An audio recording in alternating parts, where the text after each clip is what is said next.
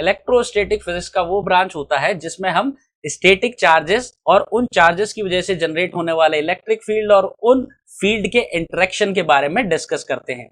आज के इस वीडियो में इलेक्ट्रोस्टैटिक का कंप्लीट रिवीजन हम करने वाले हैं विद इन फ्यू मिनट्स। कुछ ही मिनटों में आपको इलेक्ट्रोस्टैटिक के सारे बेसिक कॉन्सेप्ट, सारे मेजर फॉर्मूलाज, सारे ट्रिक्स एंड टिप्स सब कुछ मैं रिवाइज करवा देने वाला हूं। तो प्लीज वीडियो के लास्ट तक आप बने रहें और वीडियो के लास्ट में आपको ये सारी चीजें रिवाइज हो जाने वाली है। तो चलिए स्टार्ट करते हैं।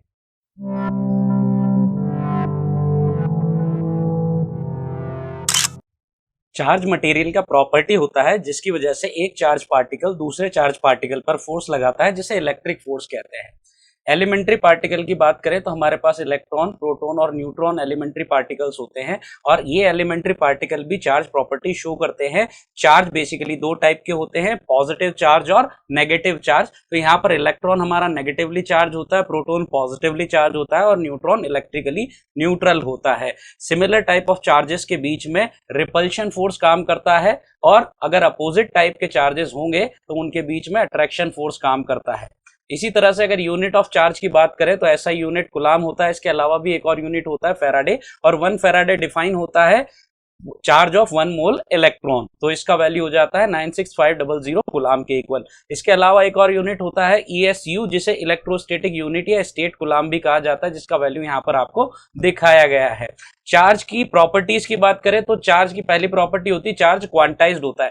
क्वांटाइज्ड कोई भी क्वांटिटी तब होती है जब उस क्वांटिटी की एक पर्टिकुलर अमाउंट के इंटीजर मल्टीपल की फॉर्म में वो क्वांटिटी अवेलेबल होती है। तो यहाँ पर चार्ज जो है इलेक्ट्रॉन के चार्ज के इंटीजर मल्टीपल के फॉर्म में अवेलेबल होता है। यहाँ पर Q = NE की फॉर्म में अवेलेबल होगा कोई भी चार्ज। यहाँ पर E जो है वो इलेक्ट्रॉन का चार्ज हो जाता है। चार्ज कंजर्व्ड होता है, इसका मतलब यह है कि चार्ज को ना ही हम पैदा कर सकते हैं, जनरेट कर सकते हैं, ना ही उसे डिस्ट्रॉय कर सकते हैं। तो किसी भी आइसोलेटेड सिस्टम में जो टोटल चार्ज का वैल्यू है, किसी भी प्रोसेस से पहले किसी भी प्रोसेस के बाद टोटल चार्ज का वैल्यू वही रहेगा। तो हम कह सकते हैं कि चार्ज कंजर्व्ड है। अब बात करते हैं कूलाम्स लॉ की। कूलाम्स लॉ के अकॉर्डिंग क्या होता है कि अगर 2 पॉइंट चार्जेस को किसी सर्टेन डिस्टेंस r पर रखा हुआ है तो उनके बीच इलेक्ट्रोस्टैटिक फोर्स काम करेगा, और ये जो इलेक्ट्रोस्टैटिक फोर्स होता है ये उन दोनों चार्जेस के प्रोडक्ट के डायरेक्टली प्रोपोर्शनल होता है और उनके बीच की डिस्टेंस के स्क्वायर के इनवर्सली प्रोपोर्शनल होता है। यानी कि हम कह सकते हैं कि ये इनवर्स स्क्वायर लॉ को फॉलो करता है और इस तरह के जो फोर्सेस होते हैं वो कंजर्वेटिव फोर्स होते हैं। तो इलेक्ट्रोस्टैटिक फोर्स भी एक कंजर्वेटिव फोर्स है। जब ये प्रोपोर्शनैलिटी साइन हटाया जाता है तो एक कांस्टेंट k यहाँ पर आ जाता है और इससे हमें इलेक्ट्रोस्टैटिक फोर्स का फॉर्मूला मिल जाता है according to the Coulomb's law. और ये k जो कांस्टेंट है इसका वैल्यू हम इस तरह से दे सकते हैं 1/4πε0, जहां पर ε0 जो होता है वो आपका परमिटिविटी ऑफ वैक्यूम होता है। इसी तरह से अगर वैक्यूम का परमिटिविटी है तो यहाँ रिलेटिव परमिटिविटी भी डिफाइन होता है, जो कि किसी मीडियम का परमिटिविटी डिवाइडेड बाय वैक्यूम का परमिटिविटी होता है। तो यहाँ से अगर मीडियम का परमिटिविटी चाहिए तो that would be relative permittivity into permittivity of vacuum होगा।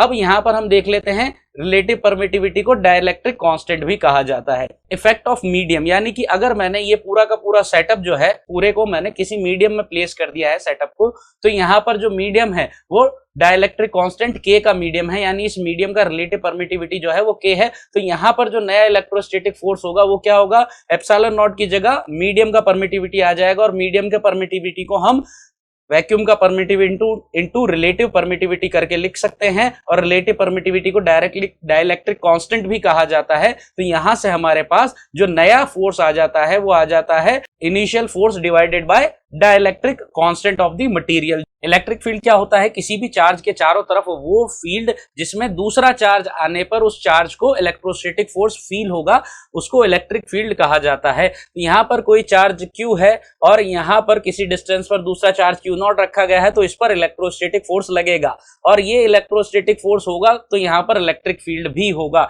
और इस इलेक्ट्रिक फील्ड को हम कैसे डिफाइन करते हैं, electrostatic force divided by charge. अब यहाँ से हम देख सकते हैं कि इलेक्ट्रिक फील्ड और इलेक्ट्रोस्टैटिक फोर्स दोनों एक ही लाइन के अलोंग होंगे, और अगर पॉजिटिव चार्ज है तो जिस डायरेक्शन में इलेक्ट्रिक फील्ड है उसी डायरेक्शन में इलेक्ट्रोस्टैटिक फोर्स होगा, और अगर नेगेटिव चार्ज है इलेक्ट्रिक फील्ड में तो इलेक्ट्रिक फील्ड के अपोजिट डायरेक्शन में इलेक्ट्रोस्टैटिक फोर्स होगा, बट दोनों एक ही लाइन के अलोंग होंगे। अब electric field due to a point charge की बात करें तो यहाँ पर हमारे पास एक पॉइंट चार्ज है, r डिस्टेंस पर एक हम Q0 टेस्ट चार्ज रखा है, और इस यहाँ पर इलेक्ट्रिक फील्ड अगर E है दैट इज KQ/r²। तो यहां से यूनिट भी आ जाता है हमारे पास इलेक्ट्रिक फील्ड का, दैट इज न्यूटन पर कूलम और वोल्ट पर मीटर। अब इलेक्ट्रिक फील्ड लाइंस के बारे में बात कर लेते हैं। इन्हें लाइंस ऑफ फोर्स भी कहा जाता है। इलेक्ट्रिक फील्ड लाइंस असल में इमेजिनरी लाइंस होती है, वर्चुअल लाइंस होती है, जो कि हमें इलेक्ट्रिक फील्ड के नेचर को बताती हैं। तो अगर इलेक्ट्रिक फील्ड लाइन के किसी भी पॉइंट पर अगर टेंजेंट ड्रॉ की जाए तो वो टेंजेंट उस पॉइंट पर इलेक्ट्रिक फील्ड की डायरेक्शन को बताती है। इलेक्ट्रिक फील्ड लाइंस कभी भी क्लोज लूप नहीं बनाती है। इलेक्ट्रिक फील्ड लाइंस जो है पॉजिटिव चार्ज से जनरेट होती है और नेगेटिव चार्ज पर टर्मिनेट होती है, जैसा कि इस डायग्राम में आप देख सकते हैं। और अगर हमने एक पॉजिटिव और एक नेगेटिव चार्ज रखा है तो आप देख सकते हैं इलेक्ट्रिक फील्ड लाइंस कुछ इस तरह की होगी, पॉजिटिव से जनरेट हो रही है, नेगेटिव पर टर्मिनेट हो रही हैं। अगर दो पॉजिटिव चार्ज रखें तो इस तरह से इलेक्ट्रिक फील्ड लाइंस होंगी, और अगर दो नेगेटिव चार्ज पास हैं तो ये इलेक्ट्रिक फील्ड लाइंस का पैटर्न होगा। यहाँ पर इलेक्ट्रिक फील्ड लाइंस कभी भी एक दूसरे को इंटरसेक्ट नहीं करती हैं, क्योंकि इंटरसेक्शन पॉइंट पर दो टेंजेंट बनेंगी, और दो टेंजेंट बनेंगी यानी उस पॉइंट पर इलेक्ट्रिक फील्ड की दो डायरेक्शन होगी, जो कि पॉसिबल नहीं है। और इलेक्ट्रिक फील्ड लाइन से हम इलेक्ट्रिक फील्ड स्ट्रेंथ का आइडिया भी लगा सकते हैं। यहाँ पर देख सकते हैं कि पॉइंट 2 के कंपेरिजन में पॉइंट 1 पर इलेक्ट्रिक फील्ड लाइंस की जो डेंसिटी है वो कम है। तो इलेक्ट्रिक फील्ड लाइंस की डेंसिटी ज्यादा है, यानी इलेक्ट्रिक फील्ड लाइंस पास है, यानी वहां पर इलेक्ट्रिक फील्ड का स्ट्रेंथ ज्यादा है, इलेक्ट्रिक फील्ड की इंटेंसिटी ज्यादा है पॉइंट 2 पर इन कंपैरिजन टू पॉइंट 1। और यहाँ पर ये जो आपको 4 डिफरेंट डायग्राम्स दिए हुए हैं, यहाँ से हम चीजें समझ सकते हैं। पहले वाले डायग्राम में हम देख सकते हैं कि जो इलेक्ट्रिक फील्ड लाइंस की डेंसिटी है वो अलग अलग है, यानी सेपरेशन जो है इलेक्ट्रिक फील्ड लाइंस के बीच में वो डिफरेंट है, यानी कि वहां पर मैग्नीट्यूड जो है वो कांस्टेंट नहीं है। नेक्स्ट वाले में सेपरेशन तो इक्वल है बट कर्व लाइंस हैं, तो यानी हर पॉइंट पर टेंजेंट अलग अलग डायरेक्शन को रिप्रेजेंट करेगा, यानी डायरेक्शन कांस्टेंट नहीं है। थर्ड वाले में ना डायरेक्शन कांस्टेंट है ना ही मैग्नीट्यूड, और फोर्थ वाले में यहाँ पर पैरेलल लाइन से स्ट्रेट लाइन से सेपरेशन भी इक्वल है, यानी कि मैग्नीट्यूड और डायरेक्शन इलेक्ट्रिक फील्ड का सेम है। Electric field due to charge wire of finite length, अगर हम देखें तो यहाँ पर एक वायर है हमारे पास जिससे डी डिस्टेंस पर कोई पॉइंट है P, वहां पर इलेक्ट्रिक फील्ड अगर कैलकुलेट करना है, लैम्डा चार्ज डेंसिटी है, तो वहां पर फॉर्मूला इलेक्ट्रिक फील्ड का ये हो जाता है, जहां पर दो कंपोनेंट आप देख सकते हैं, एक एक्स कंपोनेंट और एक वाई कंपोनेंट होगा। और यहां पर अगर मैं फाइनाइट लेंथ की जगह इनफाइनाइट लेंथ का वायर ले लेता हूं, यानी जिसके दोनों एंड्स हमें पता नहीं है कहां पर होंगे, तो यहां पर आप देख सकते हैं कि पिछले एग्जाम्पल में जो θ1 और θ2 था, इस एग्जाम्पल में वो वैल्यू θ1 और θ2 दोनों 90 डिग्री हो जाती है। तो जो इलेक्ट्रिक फील्ड आएगा डी डिस्टेंस पर, उसका वैल्यू क्या हो जाता है 2k लैम्डा अपॉन डी। इसी तरह से एक सेमी इनफाइनाइट वायर भी कंसीडर कर सकते हैं, जिसका एक टर्मिनल हमें पता है, एक एंड पता है, दूसरा एंड पता नहीं है। तो यहां पर सेम डी डिस्टेंस पर P पॉइंट पर इलेक्ट्रिक फील्ड कैलकुलेट करना है, तो यहां पर हम देख सकते हैं कि जो एक एंगल है वो 90 डिग्री हो जाता है और दूसरा एंगल 0 डिग्री हो जाता है। तो फर्स्ट वाला जो फॉर्मूला था उसमें वैल्यू प्लेस करने पर यहां हमें इलेक्ट्रिक फील्ड के दो कंपोनेंट मिलते हैं, Ex k lambda by D और Ey also k lambda by D. इसके बाद यहां पर अगर हमने दो इनफाइनाइट वायर्स लिए हैं जो कि डी डिस्टेंस से सेपरेटेड है, एक का चार्ज डेंसिटी लैम्डा 1 है और एक का लैम्डा 2 है, तो इनके बीच में रिपल्सिव फोर्स लगेगा, और वो repulsive force per unit length कितना होगा उसका फॉर्मूला यहां पर दिया है 2k lambda 1 lambda 2 divided by D. अगर ये अपोजिट चार्ज डेंसिटीज होती हैं, यानी एक नेगेटिव एक पॉजिटिव, तो ये फोर्स अट्रैक्शन होता। इलेक्ट्रिक फील्ड अगर मुझे कैलकुलेट करना है due to charged half ring, तो यहाँ पर हाफ रिंग है मेरे पास जिसका चार्ज डेंसिटी लैम्डा है और r इसका रेडियस है, तो यहाँ पर इलेक्ट्रिक फील्ड का डायरेक्शन ये होगा और इसका value 2k lambda by r से दिया जाएगा। अब यहां पर मैं बात कर लेता हूं कि अगर मैंने एक आर्क लिया है 90 डिग्री का, तो यहां पर इलेक्ट्रिक फील्ड किस तरह से होगा। तो दो कंपोनेंट यहां होंगे और दोनों कंपोनेंट का मैग्नीट्यूड सेम होगा k lambda upon r। Electric field अगर चार्ज रिंग के एक्सिस पर मुझे कैलकुलेट करना है, यानी कि सेंटर से x डिस्टेंस पर अलोंग दी एक्सिस कोई पॉइंट है, तो वहां इलेक्ट्रिक फील्ड का वैल्यू इस फॉर्मूला से दिया जाएगा। और यहां पर आप देख सकते हैं कि अगर पॉजिटिवली चार्ज रिंग है तो electric field would be away from the centre along the axis, and negative charge है तो it would be towards the centre along the axis. और इसके बाद यहां पर हम ये फॉर्मूला को फॉलो करें, तो यहां अगर कंडीशन लगाएं x इज इक्वल टू 0, तो हम देख सकते हैं कि इलेक्ट्रिक फील्ड 0 हो जाएगा, और x is equal to infinite तो भी इलेक्ट्रिक फील्ड 0 हो जाएगा। x इज इक्वल टू 0 मतलब हम कहां की बात कर रहे हैं, सेंटर की, तो सेंटर पर रिंग के सेंटर पर इलेक्ट्रिक फील्ड क्या होगा 0। लेकिन ये हम बात कर रहे हैं जब लैम्डा कांस्टेंट है, यानी चार्ज डिस्ट्रीब्यूशन यूनिफॉर्म है। नॉन यूनिफॉर्म के केस में ये फॉर्मूला एप्लीकेबल नहीं होगा। इसमें और कंडीशन हम ले सकते हैं, if r is much greater than x, यानी कि यहाँ पर बहुत बड़ा ये डिस्क हो जाता है और जो डिस्टेंस है सेंटर से, जो सेपरेशन है पॉइंट का, वो काफी कम है, तो फॉर्मूला ये होगा जो कि दिखाया गया है आपको। और अगर x बहुत ज्यादा बड़ा होता है इन कंपेरिजन टू r, यानी कि जिस पॉइंट पर इलेक्ट्रिक फील्ड कैलकुलेट करना है वो रिंग से बहुत दूर है, यानी कि रिंग को हम as a point charge treat कर सकते हैं, तो पॉइंट चार्ज के लिए जो फॉर्मूला बनता है इलेक्ट्रिक फील्ड का, वही फॉर्मूला यहाँ पर बन रहा है kq/x²। अब यहाँ पर हम इसका ग्राफ भी देख सकते हैं, इलेक्ट्रिक फील्ड सेंटर से डिस्टेंस x के साथ किस तरह से वेरी कर रहा है। यहाँ पर देखा जा सकता है कि इलेक्ट्रिक फील्ड जो है सेंटर पर 0 है और इनफाइनाइट पर पहुंचने पर भी 0 होगा, और मैक्सिमम वैल्यू इसका कब होगा, ये होगा ±r/√2 पर, जहां small r radius of the ring है। अब यहाँ पर electric field due to uniformly charge disc जो है वो क्या होने वाला है, एक्सिस पर देखेंगे तो ये डिस्क है, सिग्मा चार्ज डेंसिटी है, surface charge density r radius है, x डिस्टेंस पर जो इलेक्ट्रिक फील्ड होगा वो इस डायरेक्शन में होगा और उसका वैल्यू ये होने वाला है। इसी के साथ यहाँ पर अगर हम बात करें कि x अगर बहुत ज्यादा बड़ा है इन कंपैरिजन टू r, तो again like the previous case हम कंसीडर कर सकते हैं this charge disc to be a point charge, और उसकी वजह से पॉइंट चार्ज का इलेक्ट्रिक फील्ड का फॉर्मूला एप्लीकेबल हो जाएगा। दूसरा केस यहाँ पर लिया जा सकता है जब r बहुत ही बड़ा है इन कंपैरिजन टू x, और हम ये कह सकते हैं कि ये डिस्क ना होकर के एक इनफाइनाइट प्लेन की तरह से बिहेव करेगा, तो उस केस में जो इलेक्ट्रिक फील्ड आएगा दैट वुड बी σ/2ε0। तो इसको हम इस तरह से भी कह सकते हैं कि it is the electric field due to infinitely charge plane. और यहां पर आप देख सकते हैं कि अगर इस तरह से इनफाइनाइटली चार्ज प्लेन है तो नेगेटिवली चार्ज प्लेन है तो towards that plane electric field होगा और मैग्नीट्यूड उसका σ/2ε0 होगा, और अगर पॉजिटिवली चार्ज इनफाइनाइट प्लेन है तो उससे अवे डायरेक्शन में इलेक्ट्रिक फील्ड होगा। अब electric field uniform charge shell की वजह से अगर देखा जाए, शेल यानी होलो स्फीयर की हम बात कर रहे हैं, r रेडियस है, q चार्ज इस पर दिया हुआ है, तो inside the shell electric field 0 होगा, और इनसाइड द शेल 0 है तो सेंटर पर भी 0 होगा। अब यहाँ पर आउटसाइड द शेल हमें देखना है, तो इसके लिए हम इस शेल को एक पॉइंट चार्ज ट्रीट करते हैं, और पॉइंट चार्ज की वजह से r डिस्टेंस पर kq/r² इलेक्ट्रिक फील्ड आता है। और यहां पर अगर सरफेस पर निकालना है तो small r would be equal to capital R, तो सरफेस पर kq/R² इलेक्ट्रिक फील्ड आ जाएगा। अब यहां पर आप ग्राफ भी देख सकते हैं। अब सॉलिड स्फीयर की वजह से अगर देखा जाए तो यहां पर इलेक्ट्रिक फील्ड किस तरह से आएगा, आउटसाइड के लिए हम फिर से इसको एक पॉइंट चार्ज की तरह ट्रीट करते हैं और kq/r² यहां पर इसका वैल्यू आ जाता है। सरफेस पर देखेंगे तो small r is equal to capital R, और वही फॉर्मूला हम फिर से एप्लीकेबल कर देंगे। अब यहां पर इनसाइड द अगर सॉलिड स्फीयर हमें इलेक्ट्रिक फील्ड देखना है, यानी कि सेंटर से स्मॉल r डिस्टेंस पर अगर कोई पॉइंट है वहां पर इलेक्ट्रिक फील्ड निकालना है और चार्ज डिस्ट्रीब्यूशन यूनिफॉर्म है, charge density volume charge density rho से गिवन है, तो electric field inside the sphere का फॉर्मूला आपके पास ये आता है। इसे हम kq/r³ की फॉर्म में या चार्ज डेंसिटी रो की फॉर्म में भी लिख सकते हैं। इसे वेक्टर फॉर्म में भी इस तरह से लिखा जा सकता है। अब यहाँ पर अगर ग्राफ देखें तो ग्राफ भी आप देख सकते हैं। अब कैविटी के अंदर अगर इलेक्ट्रिक फील्ड देखना है, यानी कि हमारे पास एक सॉलिड स्फीयर था, उसमें एक कैविटी क्रिएट कर दी गई है, कैविटी का सेंटर C2 है, सॉलिड स्फीयर का C1 है, और कैविटी के अंदर कोई भी पॉइंट है P, किसी भी पोजीशन पर ये हो सकता है कैविटी के अंदर, तो उस पर जो इलेक्ट्रिक फील्ड का फॉर्मूला होगा वो इस तरह से दिया जाता है, जहां रो C1C2/3ε0 वैल्यू आ जाता है। C1 C2 यहाँ पर सेंटर्स हैं of the solid sphere and the cavity. अब इलेक्ट्रिक पोटेंशियल एनर्जी की बात कर लेते हैं। यहाँ पर हमारे पास एक इलेक्ट्रिक फील्ड है और उसमें अगर कोई चार्ज हमने रखा है तो हम जानते हैं कि यहाँ पर इस पर इलेक्ट्रोस्टैटिक फोर्स लगने वाला है। Due to this electrostatic force this charge would move. अब सपोज मुझे इस चार्ज को, इस पॉइंट चार्ज को एक पॉइंट से दूसरे पॉइंट पर लेकर आना है, और उसको लेकर आने के लिए मैं वर्क करूंगा अगेंस्ट दिस इलेक्ट्रोस्टैटिक फोर्स, और मुझे बिना काइनेटिक एनर्जी चेंज करे लाना है, यानी कि इसको कोई एक्सेलरेशन नहीं देना है, तो मुझे इस Fe के इलेक्ट्रोस्टैटिक फोर्स के इक्वल और अपोजिट फोर्स लगाना पड़ेगा, जो कि इसको एक पॉइंट से दूसरे पॉइंट पर मूव करवाएगा।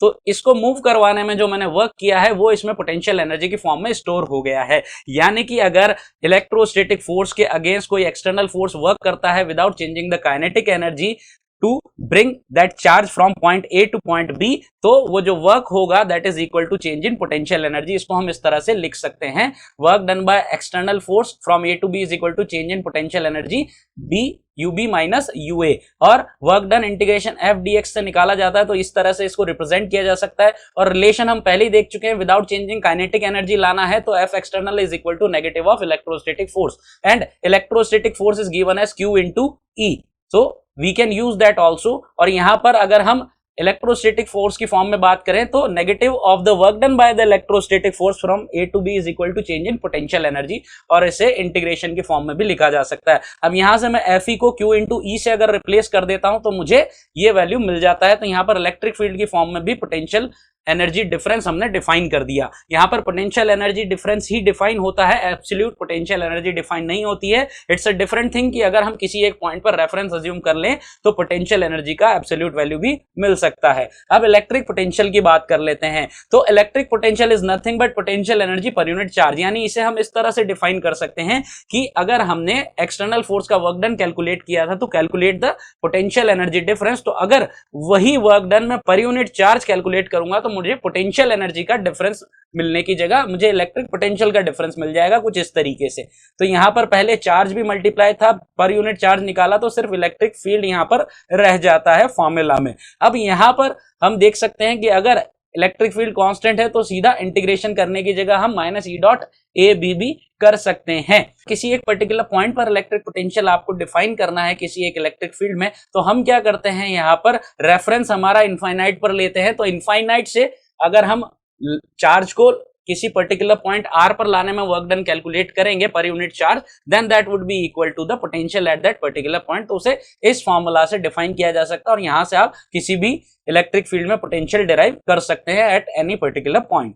अब यहां पर हम बात करें पोटेंशियल की, तो ये एक स्केलर क्वांटिटी है, इसका यूनिट वोल्ट है, और अगर इलेक्ट्रिक फील्ड की डायरेक्शन में हम जाएंगे तो पोटेंशियल ड्रॉप होगा, पोटेंशियल डिक्रीज होगा। जैसे यहां पर हम देख सकते हैं तो इलेक्ट्रिक पोटेंशियल इस तरह से A to B, B to C, C to D decrease होते चले जाएगा, क्योंकि जैसे जैसे हम इलेक्ट्रिक फील्ड के अपोजिट डायरेक्शन में बढ़ेंगे तो हमें इलेक्ट्रिक फील्ड के अगेंस्ट वर्क करना पड़ेगा, तो पोटेंशियल बढ़ता जाएगा in opposite direction of electric field. It is a very important point, you must remember that.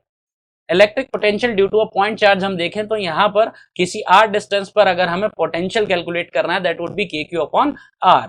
और इलेक्ट्रिक पोटेंशियल अगर हम देखें due to a charge ring, तो यहां पर क्यू चार्ज है और आर रेडियस है रिंग का, तो रिंग के सेंटर पर देखेंगे तो के क्यू अपॉन आर आ जाएगा। और ये फॉर्मूला एप्लीकेबल होगा चाहे रिंग का जो चार्ज डिस्ट्रीब्यूशन है वो यूनिफॉर्म हो या नॉन यूनिफॉर्म हो। अगर रिंग के एक्सिस पर हमें देखना है, यानी सेंटर से एक्स डिस्टेंस पर along the axis potential calculate करना है, तो उसका ये फॉर्मूला होगा। और ये भी एप्लीकेबल होगा चाहे रिंग का चार्ज डिस्ट्रीब्यूशन यूनिफॉर्म है या नॉन यूनिफॉर्म है।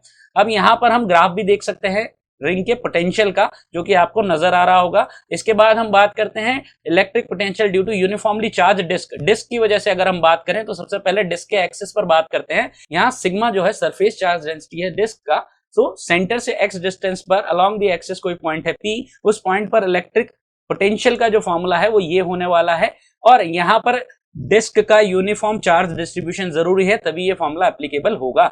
और इसके अलावा अगर हम सेंटर पर बात करें तो ये फॉर्मूला हो जाएगा, और अगर डिस्क के एज पर बात करें तो ये फॉर्मूला एप्लीकेबल होगा। अब इलेक्ट्रिक पोटेंशियल किसी चार्ज शेल की वजह से अगर बात करें तो क्यू चार्ज डिस्ट्रीब्यूशन है, आर यहाँ पर रेडियस है, तो पोटेंशियल सरफेस पर देखा जाएगा तो के क्यू अपॉन आर होगा। इनसाइड द शेल देखा जाएगा तो भी सेम ही होगा, क्योंकि शेल के अंदर इलेक्ट्रिक फील्ड जीरो होता है, तो सरफेस से अंदर मूव करवाने के लिए कोई वर्क डन नहीं करना पड़ा क्योंकि कोई इलेक्ट्रिक फील्ड नहीं था, तो सेम ही पोटेंशियल होगा। और सेंटर पर देखेंगे तो भी सेम पोटेंशियल होने वाला है। हम बात करेंगे आउटसाइड द शेल, तो पॉइंट चार्ज की तरह बिहेव करेगा तो एक्जैक्टली के क्यू अपॉन आर। और यहां पर आप ग्राफ भी देख सकते हैं इलेक्ट्रिक पोटेंशियल का ड्यू टू चार्ज शेल। अब यहां पर सॉलिड स्फीयर की वजह से हम बात कर लेते हैं, तो सॉलिड स्फीयर की वजह से आउटसाइड द स्फीयर देखेंगे तो पोटेंशियल का ये फॉर्मूला आ जाएगा, और सरफेस पर देखेंगे तो small R is equal to capital R. अगर इनसाइड द स्फीयर हमें निकालना है तो यहाँ पर रो, यहाँ पर वॉल्यूम चार्ज डेंसिटी हो गया। अगर सेंटर से स्मॉल आर डिस्टेंस पर किसी पॉइंट पर पोटेंशियल कैलकुलेट करना है तो उसका फॉर्मूला ये आएगा। यहाँ चार्ज डिस्ट्रीब्यूशन यूनिफॉर्म होना जरूरी है इस फॉर्मूला के एप्लीकेबल होने के लिए, और इसको हम इस फॉर्म में भी लिख सकते हैं, क्योंकि क्यू को हम डेंसिटी की फॉर्म में या चार्ज डेंसिटी को क्यू की फॉर्म में लिख सकते हैं। अब यहां पर हम बात कर लेते हैं सेंटर पर, तो सेंटर पर इलेक्ट्रिक पोटेंशियल ये आ गया एट दी सॉलिड स्फीयर। और यहां पर ग्राफ भी हम देख सकते हैं कि किस तरह से ग्राफ हम देख पाएंगे इलेक्ट्रिक पोटेंशियल का due to charge solid sphere. अब यहां पर इक्विपोटेंशियल सरफेस की बात करते हैं। इक्विपोटेंशियल सरफेस क्या होता है? ये वो सरफेस होती है जिसके हर पॉइंट पर पोटेंशियल सेम होता है, और अगर हर पॉइंट पर पोटेंशियल सेम है तो इलेक्ट्रिक फील्ड जो होगा at any point of the equipotential surface that would be perpendicular to the surface। तो इलेक्ट्रिक फील्ड जो होगा वो इक्विपोटेंशियल सरफेस के परपेंडिकुलर डायरेक्शन में होगा, और इक्विपोटेंशियल सरफेस पर एक पॉइंट से दूसरे पॉइंट पर किसी चार्ज को अगर ले जाया जाए तो वर्क डन जीरो होगा, क्योंकि पोटेंशियल सभी जगह सेम है, तो पोटेंशियल डिफरेंस जीरो होगा। इलेक्ट्रिक फील्ड में एनर्जी स्टोर्ड होता है और उसका एनर्जी पर यूनिट वॉल्यूम का formula half epsilon not E square से दिया जाता है। तो अगर हम सेल्फ एनर्जी निकालें एक होलो स्फीयर की जिसके पास चार्ज क्यू है, इनसाइड द शेल जीरो होगा क्योंकि कोई इलेक्ट्रिक फील्ड नहीं होता है इनसाइड द होलो स्फीयर, तो वहां पर सेल्फ एनर्जी जीरो होगा। लेकिन आउटसाइड द स्फीयर कितना आएगा और टोटल देखेंगे तो सेम ही आने वाला है। सॉलिड स्फीयर की बात करें तो वहां पर भी सेल्फ एनर्जी का फॉर्मूला हमें मिल जाता है, दैट इज के क्यू स्क्वायर अपॉन 2r, और ये है outside the sphere. Inside the sphere ये फॉर्मूला होगा और टोटल देखेंगे तो that would B 3kq square upon 5r। अब यहां से इलेक्ट्रिक फ्लक्स की बात कर लेते हैं। तो इलेक्ट्रिक फ्लक्स असल में क्या है, number of electric field lines passing through a particular surface area, यानी किसी सरफेस एरिया से कितना इलेक्ट्रिक फील्ड लाइंस पास करता है। तो किसी एरिया से कितना इलेक्ट्रिक फील्ड लाइंस पास करेगा दो चीजों पर डिपेंड करता है कि एक तो वो एरिया कितना बड़ा है, दूसरा इलेक्ट्रिक फील्ड का स्ट्रेंथ कितना ज्यादा है, क्योंकि जितना इलेक्ट्रिक फील्ड इंटेंसिटी होगा उतनी ही इलेक्ट्रिक फील्ड लाइंस की डेंसिटी ज्यादा होगी और उतनी ही इलेक्ट्रिक फील्ड लाइंस पास होंगी और उतनी ही ज्यादा इलेक्ट्रिक फील्ड लाइंस पास करेगी। तो यहाँ पर हमारे पास ये एक सरफेस एरिया है और ये इलेक्ट्रिक फील्ड लाइंस हैं और ये एरिया वेक्टर इस तरह से रिप्रेजेंट किया जाता है। तो यहाँ से गुजरने वाला, इस पर्टिकुलर प्लेन से गुजरने वाला फ्लक्स आपको इस तरह से मिलेगा ई डॉट ए, यानी कि ई ए कॉस थीटा यहाँ पर हो जाएगा, जहां थीटा इन दोनों के बीच का इलेक्ट्रिक फील्ड और एरिया वेक्टर के बीच का एंगल हो जाएगा। अगर इलेक्ट्रिक फील्ड कांस्टेंट नहीं है then we have to do the integration. और यहाँ पर हम देख सकते हैं कि flux through a close surface in uniform electric field is zero, क्योंकि यहाँ पर आप देखें कि अगर हमने एक क्लोज सरफेस लिया है, इसे एक यूनिफॉर्म इलेक्ट्रिक फील्ड में रखा है, तो जितनी इलेक्ट्रिक फील्ड लाइंस एंटर कर रही हैं उतनी ही एग्जिट कर जाती हैं, तो नेट फ्लक्स जीरो हो जाता है। इसके बाद अगर हमारे पास कुछ इस तरह का सरफेस एरिया है जहां पर कर्व्ड सरफेस एरिया है, यूनिफॉर्म सरफेस नहीं है, प्लेनर सरफेस नहीं है, तो इस केस में हम फ्लक्स कैलकुलेट करने के लिए प्रोजेक्टेड एरिया हम यहाँ पर लेते हैं। तो यहाँ हेमिस्फेरिकल सरफेस है तो इसका प्रोजेक्टेड एरिया एक सर्कल हो जाएगा। अब बात करें गॉस लॉ की, तो गॉस लॉ यहाँ पर क्या बताता है कि अगर हमारे पास कोई क्लोज्ड गॉसियन सरफेस है इस तरीके से, तो इसके थ्रू गुजरने वाला फ्लक्स डिपेंड करेगा कि इसके अंदर कितना चार्ज है। और इस प्रोपोर्शनलिटी साइन को हटाने के बाद हम यहाँ पर एक 1 अपॉन एप्सिलॉन नॉट ये कांस्टेंट लगाते हैं। एप्सिलॉन नॉट हम जानते हैं परमिटिविटी होता है। तो यहाँ पर सिर्फ और सिर्फ इस बात पर ये फ्लक्स डिपेंड करता है कि गॉसियन सरफेस के अंदर चार्ज कितना है। ये इस चीज पर डिपेंड नहीं करता कि गॉसियन सरफेस का शेप क्या है, साइज क्या है और इसके अंदर जो चार्जेस रखे हैं उनका ओरिएंटेशन क्या है। सिर्फ डिपेंड करता है कि चार्ज कितना इंक्लोज्ड है by that particular Gaussian surface. और यहाँ पर फ्लक्स पॉजिटिव और नेगेटिव दोनों तरह का होता है। गॉसियन सरफेस से अगर फ्लक्स निकल रहा है तो वो पॉजिटिव होगा और अगर सरफेस में एंटर कर रहा है तो वो फ्लक्स नेगेटिव होगा। और यहाँ पर हम देख सकते हैं कि अगर कोई पॉइंट चार्ज गॉसियन सरफेस के बाहर रख दिया जाए तो उसकी वजह से जो टोटल फ्लक्स होगा वो जीरो होगा, क्योंकि जितनी इलेक्ट्रिक फील्ड लाइंस एंटर करी एक सरफेस से, एक साइड से, उतनी ही दूसरे साइड से निकल जाएंगी।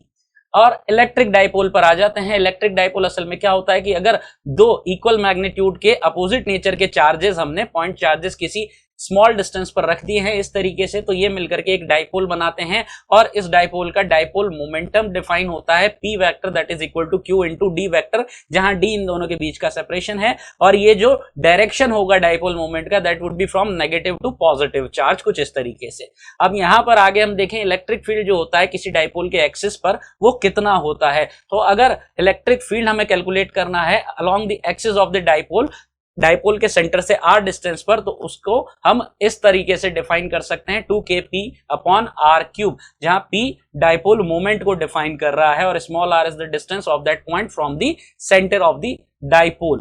और यहां पर जो डायरेक्शन होगा इलेक्ट्रिक फील्ड का वो डाइपोल की डायरेक्शन की अलोंग ही होने वाला है। अब यहाँ पर पोटेंशियल अगर हम देखें एक्सिस पर तो उसका फॉर्मूला ये आ जाता है। और इसके बाद अगर हम इलेक्ट्रिक फील्ड कैलकुलेट करें एट द इक्वेटोरियल लाइन पर अगर कोई पॉइंट है तो वहां पर इलेक्ट्रिक फील्ड जो होता है उसका फॉर्मूला कुछ इस तरीके से दिया जाता है। और आप यहाँ पर एक चीज इंपॉर्टेंट नोट करें कि इलेक्ट्रिक फील्ड इक्वेटर पर जो होता है वो एक्सिस पर जो इलेक्ट्रिक फील्ड होता है उसका हाफ होता है, और एक्सिस पर जो इलेक्ट्रिक फील्ड का डायरेक्शन था वो इलेक्ट्रिक डाइपोल की डायरेक्शन के अलोंग ही था, सेम डायरेक्शन में था। बट यहाँ पर उसके एग्जैक्टली अपोजिट डायरेक्शन में, यानी कि इलेक्ट्रिक डाइपोल के एग्जैक्टली अपोजिट डायरेक्शन में इलेक्ट्रिक फील्ड होता है इक्वेटोरियल। और यहाँ पर अगर पोटेंशियल कैलकुलेट हमें करना है इक्वेटोरियल लाइन पर तो हम देख सकते हैं कि नेगेटिव क्यू और पॉजिटिव क्यू दोनों उस इक्वेटोरियल लाइन के किसी भी पॉइंट से सेम डिस्टेंस पर है, तो वहां पोटेंशियल जीरो होगा। अब इलेक्ट्रिक फील्ड किसी जनरल पॉइंट पर हमें कैलकुलेट करना है इलेक्ट्रिक पोटेंशियल, किसी जनरल पॉइंट पर देखना है डाइपोल के, तो कैसे देखा जाएगा, डाइपोल से थीटा एंगल बनाते हुए r डिस्टेंस पर अगर कोई पॉइंट है तो वहां पर इलेक्ट्रिक फील्ड जो होगा वो इस फॉर्मूला से दिया जाता है kp upon small r cube under root 1 + 3 cos square theta. और यहीं पर अगर हमें ये एंगल अल्फा कैलकुलेट करना है कि ये जो नेट इलेक्ट्रिक फील्ड है ये कितना एंगल बना रहा है, तो ये एंगल का फॉर्मूला भी हमारे पास होता है tan inverse tan theta divided by 2। और यहां पर पोटेंशियल अगर चाहिए that would B kp cos theta upon r square, उसे डॉट प्रोडक्ट की फॉर्म में भी लिखा जा सकता है। अब आगे चलें और यहाँ डाइपोल अगर हम किसी इलेक्ट्रिक फील्ड में रख दें तो वहां से क्या रिजल्ट निकलते हैं, तो यूनिफॉर्म इलेक्ट्रिक फील्ड में अगर हम कोई डाइपोल रख देते हैं तो यहां पर आप देख सकते हैं कि इस तरह से डाइपोल रखा है, तो इलेक्ट्रिक फील्ड में डाइपोल है यानी 2 पॉइंट चार्जेस हैं, तो उन दोनों पॉइंट चार्जेस पर फोर्स लगेंगे, पॉजिटिव पॉइंट चार्ज पर इलेक्ट्रिक फील्ड की डायरेक्शन में और नेगेटिव पर opposite to that electric field. अब यहां देख सकते हैं डाइपोल पर इक्वल और अपोजिट फोर्सेस हैं, यानी नेट फोर्स जो होगा डाइपोल पर इन यूनिफॉर्म इलेक्ट्रिक फील्ड वो क्या होगा, 0 होगा। लेकिन टॉर्क यहां पर आ जाएगा, और टॉर्क कैसे दिया जाएगा, P क्रॉस E से, यानी कि P sin थीटा, जहां थीटा इलेक्ट्रिक फील्ड और डाइपोल के बीच का एंगल होगा। अब यहां पर आगे हम पोटेंशियल एनर्जी अगर देखें कि अगर डाइपोल की पोटेंशियल एनर्जी देखनी है यूनिफॉर्म इलेक्ट्रिक फील्ड तो उसको इस फॉर्मूला से दिया जाता है U = -P डॉट E, जहां P डाइपोल मोमेंट है और E इलेक्ट्रिक फील्ड है। अगर यहां पर हम 2 डाइपोल्स को प्लेस कर देते हैं eight r distance, P1 P2 dipole है, तो इनके बीच जो इंटरेक्शन फोर्स होगा उसका फॉर्मूला, और यहीं इन दोनों को पैरेलल अगर रख दिया जाता है at the separation of r तो ये हाफ हो जाता है। और ये अगर ये अपोजिट डायरेक्शन में यहाँ पर डाइपोल्स हैं तो इनके बीच अट्रैक्शन होगा, और सिमिलर डायरेक्शन में होंगे तो रिपल्शन होगा।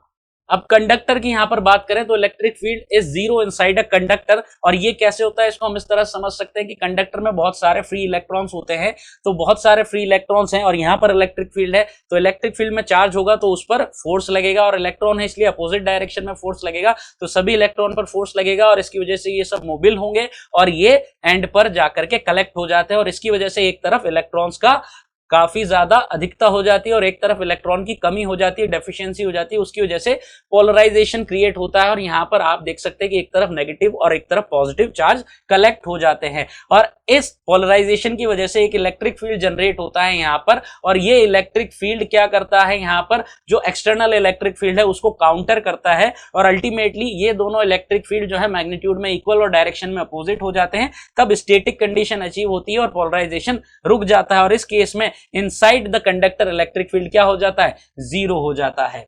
अगर कंडक्टर को हम यहां पर देखें इलेक्ट्रिक फील्ड में रख दिया गया है, तो इलेक्ट्रिक फील्ड लाइंस कंडक्टर में एंटर कर रही हैं परपेंडिकुलर टू कंडक्टर, एग्जिट कर रही हैं perpendicular to conductor, but there is no electric field lines inside the conductor because inside the conductor electric field is 0। तो ये चीज इस डायग्राम से क्लियर होती है। अब अगर कंडक्टर को अगर मैं कोई चार्ज यहां पर देता हूं तो सारा का सारा चार्ज कंडक्टर की सरफेस पर जाकर के कलेक्ट हो जाएगा। कंडक्टर की सरफेस पर जाकर के कलेक्ट इसलिए हो जाएगा क्योंकि यहां पर इसको मिनिमम एनर्जी स्टेट अचीव करनी होती है, और कंडक्टर में चार्जेस मूव कर सकते हैं because of the free electron. और यहां पर ये जो चार्ज डिस्ट्रीब्यूशन होगा at the surface of the conductor वो रेडियस ऑफ कर्वेचर के इनवर्सली प्रोपोर्शनल होगा। Radius of curvature her point पर अलग अलग हो सकती है, तो हर पॉइंट पर चार्ज डेंसिटी जो है सरफेस चार्ज डेंसिटी वो भी अलग अलग होगा, यानी जितना ज्यादा फ्लैटर सरफेस होगा उतना कम यहाँ पर चार्ज डेंसिटी होगा, क्योंकि flatter surface means greater radius of curvature, it means lesser charge density, और जितना कर्व्ड सरफेस होगा उतना ही पास पास चार्जेस होंगे। इसके अलावा अगर हम इलेक्ट्रिक फील्ड का फॉर्मूला देखें नियर टू दी कंडक्टर तो उसका formula sigma upon epsilon not आता है। और इसके अलावा अगर हम बात करें पोटेंशियल की तो कंडक्टर के वॉल्यूम में थ्रू आउट किसी भी पॉइंट पर पोटेंशियल सेम होता है, क्योंकि इलेक्ट्रिक फील्ड होता नहीं है तो कोई पोटेंशियल डिफरेंस आता नहीं है। जितना इलेक्ट्रिक पोटेंशियल कंडक्टर की सरफेस पर होगा उतना ही उसके अंदर किसी भी पॉइंट पर होगा, तो इस तरह से यहाँ पर कंडक्टर इक्विपोटेंशियल भी होता है। इसके अलावा इलेक्ट्रिक प्रेशर की यहाँ पर बात करें तो इलेक्ट्रिक प्रेशर हमें देखना है कि किसी एक पर्टिकुलर पॉइंट पर कंडक्टर के क्या प्रेशर होगा, क्या इलेक्ट्रिक प्रेशर होगा, तो उसका फॉर्मूला इस तरीके से दिया जाता है sigma square upon 2 epsilon not, जहां सिग्मा उस पर्टिकुलर पॉइंट पर चार्ज डेंसिटी है। इलेक्ट्रोस्टैटिक शील्डिंग किसे कहा जाता है, हमने देखा कि इलेक्ट्रिक फील्ड जो है कंडक्टर के अंदर जीरो होता है, तो कंडक्टर मटेरियल की एक शील्ड अगर बना दी जाए तो उसके अंदर हम किसी भी ऑब्जेक्ट को प्रोटेक्ट कर सकते हैं इलेक्ट्रिक फील्ड से। तो यहाँ पर इलेक्ट्रिक फील्ड में मैंने ये कंडक्टर सरफेस रखा है, तो इस कंडक्टर के अंदर इलेक्ट्रिक फील्ड जीरो होगा। आप यहां से भी देख सकते हैं कि इलेक्ट्रिक फील्ड में कंडक्टर्स में यहां पर पोलराइजेशन होगा और उसकी वजह से इंटरनल इलेक्ट्रिक फील्ड जनरेट होगा और अंदर इलेक्ट्रिक फील्ड जीरो हो जाएगा। इसे इलेक्ट्रोस्टैटिक शील्डिंग कहा जाता है। अब यहां पर हमने क्या किया हुआ है कि दो पैरेलल प्लेट्स रखी हुई हैं, कंडक्टिंग प्लेट्स, और एक को चार्ज Q1 दिया है, एक को चार्ज Q2 दिया है। तो यहां से एक रिजल्ट और एक फॉर्मूला यहां से या एक ट्रिक उसे कहें वो आपको ध्यान रखनी है कि इनके जो एक्सट्रीम सरफेसेस पर हैं उस पर चार्ज कितना होगा, that would be the total charge divided by 2, यानी कि Q1 plus Q2 divided by 2 extreme surface पर। दूसरा रिजल्ट यहां से ये ध्यान रखना होता है, एक दूसरे को फेस करने वाली जो सरफेस है उस पर जो चार्ज होता है वो इक्वल और अपोजिट इंड्यूस होता है, यानी कि अगर यहां पर Q है तो इसके इक्वल अपोजिट -Q सामने वाली सरफेस पर आ जाएगा। और यहां पर हम देख सकते हैं कि Q1 टोटल चार्ज है, चार्ज कंजर्व रहेगा, तो इस वजह से स्मॉल q का value Q1 minus Q1 plus Q2 by 2 होगा। तो इस तरह से हम पैरेलल प्लेट्स में हर एक सरफेस पर चार्ज कैलकुलेट कर सकते हैं। इसके बाद यहां पर अगर मैं बात करूं कि कोई भी हमारे पास इस तरह का कंडक्टर है, उसमें कैविटी है, तो अगर इसको हमने चार्ज दिया है तो S1 जो इनर सरफेस है वहां पर कोई भी चार्ज नहीं जाएगा, सारा का सारा चार्ज S2 पर डिस्ट्रीब्यूट हो जाएगा। अनइवन सरफेस है तो चार्ज डिस्ट्रीब्यूशन नॉन यूनिफॉर्म होगा, और अगर एकदम स्फेरिकल सरफेस है, यूनिफॉर्म सरफेस है, तो चार्ज डिस्ट्रीब्यूशन भी यूनिफॉर्म होगा। अगर दूसरे केस में मैं ऐसा कर देता हूं कि इस कैविटी के अंदर एक पॉइंट चार्ज रख देता हूं, तो यहां पर क्या होगा, ये जो इनर सरफेस है वहां पर नेगेटिव Q इंड्यूस हो जाएगा पूरी सरफेस पर, और जो आउटर मोस्ट सरफेस है वहां पर प्लस Q इंड्यूस हो जाएगा। तो इस तरह से सारा इलेक्ट्रोस्टैटिक्स हमने यहाँ पर कवर कर लिया है। बहुत ही कम टाइम में कंप्लीट इलेक्ट्रोस्टैटिक रिवाइज हो चुका है। इलेक्ट्रोस्टैटिक डिटेल में पढ़ने के लिए आप हमारी 12th फिजिक्स की प्लेलिस्ट को देख सकते हैं, वहां पर आपको इलेक्ट्रोस्टैटिक्स के सारे चैप्टर डिटेल में मिल जाएंगे, वहां से आप सारे वीडियोस चेकआउट कर सकते हैं। तो मिलते हैं अगले वीडियो में, तब तक के लिए गुड बाय, जय हिंद।